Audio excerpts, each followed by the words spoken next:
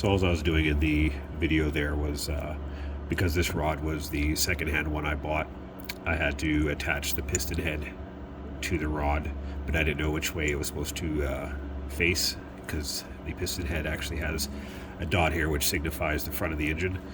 So you got to make sure that its orientation is correct. So I want to make sure they were all the same. So I just compared it with the other ones. So it's all put back together.